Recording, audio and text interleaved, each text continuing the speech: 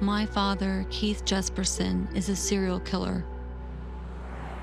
For years, my family has been coming to terms with that legacy, hoping to help restore the lives he destroyed. Now I'm heading back to where my father's crimes began to try to process what he's done and meet with some family members of the victims, essentially to really say I'm sorry.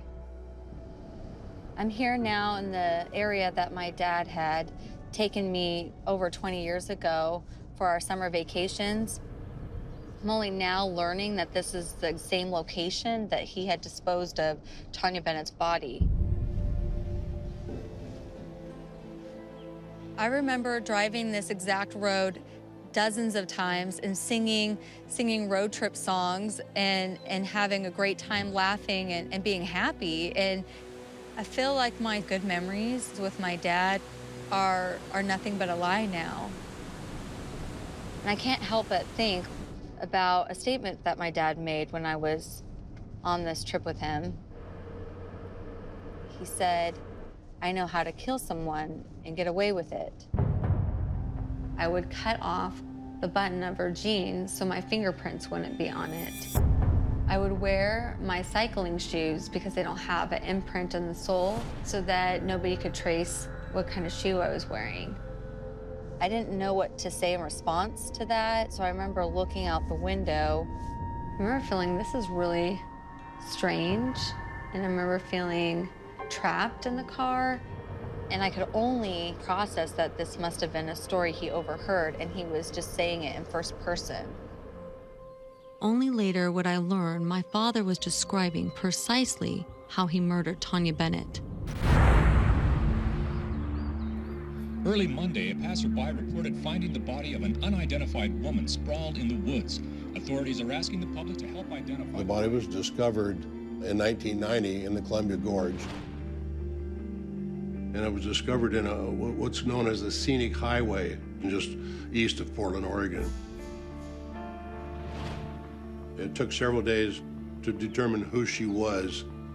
She had no identification on her person or around her person. The most significant thing that was unusual was the fact that the fly had been cut out of her jeans. I was watching the news. They were holding up clothes.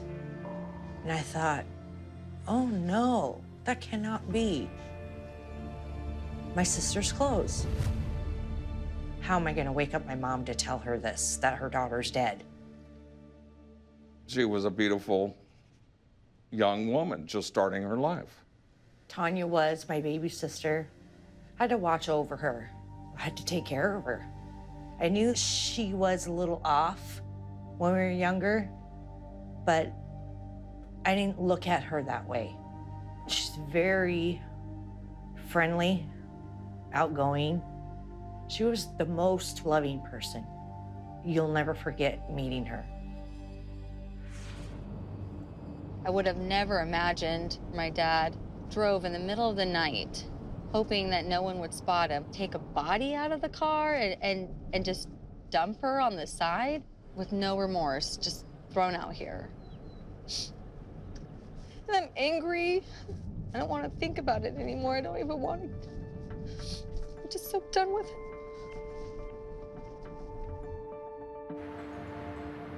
But my father's trail of destruction isn't over. Soon, even more families will be shattered by his crimes, and there's no end in sight. A year later, and 2,500 miles away in Florida, my father takes another woman's life. The total count of his victims is now 6.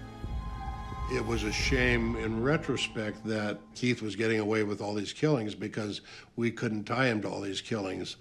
Law enforcement, I had no way to know that they were in any way connected to each other. Until a mysterious letter makes a shocking claim.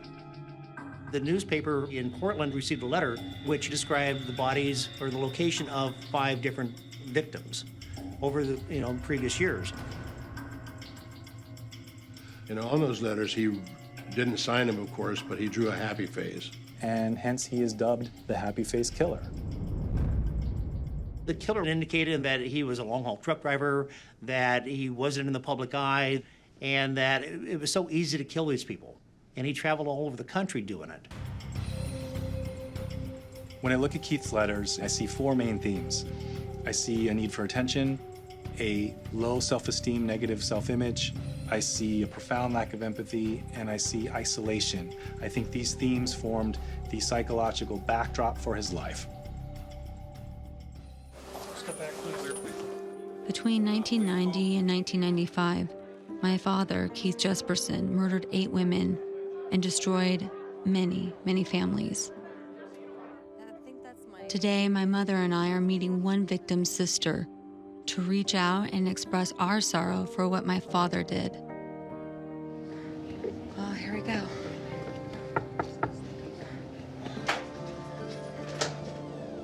Hi. Hi. Michelle. Melissa. Hi, nice to meet you. This is my mom, Rose. Nice to meet you. Nice to meet you. Come on in. Okay.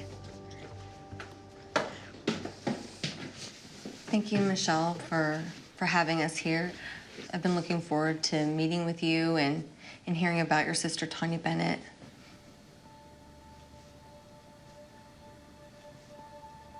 And I want to express my condolences for your loss. I know it can never bring your sister back.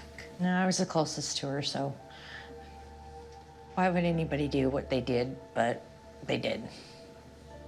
It's just something you can't fathom Yeah, or because think how of. long did you live with him? I lived with him for 13 years. And you can't comprehend how this could have come about. Yes, yeah, Yeah. I didn't have any clue. Yeah, see? You know, you don't really think about it every second of the day, but when it's mentioned, then it comes up, never stops, never stops. And it will never stop, never stop.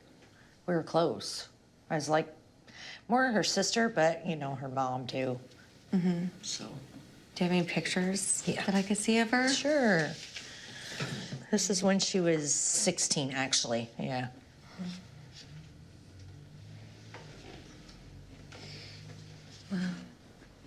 She looks so trusting and open, and to think that someone that I viewed as a protector was a predator. I'd take you know? advantage of that, and which he did, take advantage of her.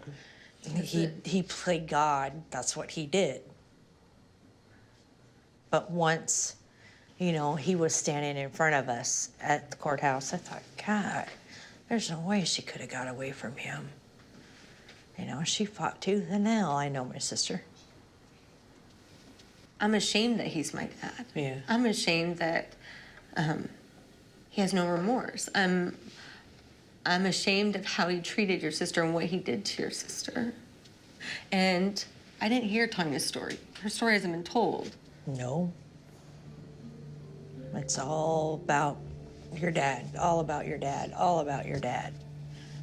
And you have done a book about how you grew up, but this person had a life, and you yourself had made it more public. When I came forward with my stories, because I knew there's other families like me that... Well, yeah, I understand that. I understand that, because you're trying to help them. But in reality, we have to relive every moment from the time she walked out that damn door that I should have stopped her. And I can't sit here and just talk about my sister because it's the deepest, hardest thing. How do you describe your sister? She's a very happy person until she walked out that door. You know, you can't put it into words. Well, I'm thankful that you did meet with me. So I want to say thank you to that. You're welcome. I wish I could, you know, obviously offer more, but I'm sorry. I'm sure it's just as hard on you than it is on me. Yes, I've carried the pain. And, you know, for me, people think I'm guilty by association. No. I carry the pain for the rest of my life. You carry the pain. Yeah. Melissa carries the pain. And that's what we share, is the pain. pain and how we get through this. Yes. Tanya had a life, she means something, and her life was snuffed out. But don't ever feel guilty of what your dad did. Don't ever feel guilty, because it's just because you came from him doesn't mean you did it. I want to just thank you for your time and. Sorry, I'm just full of tears. I'm gonna give you. Oh, I've already done it all half the day today, so Okay. you're fine. Okay. You're fine. Thank you. You're welcome. No, I'm sorry. Being the daughter of a serial killer puts everything into question. Am I worthy? Do I have a right to exist when he took so much away from other people? And if I'm happy, is that a slap in the face to the victims' families? I don't want it to be. There's nothing that she should feel guilty about. Tanya would be happy of my meeting Melissa. She would just let it go, Michelle. She'd tell me, let it go. Because it's not her doing. She'd be happy. She was a happy person.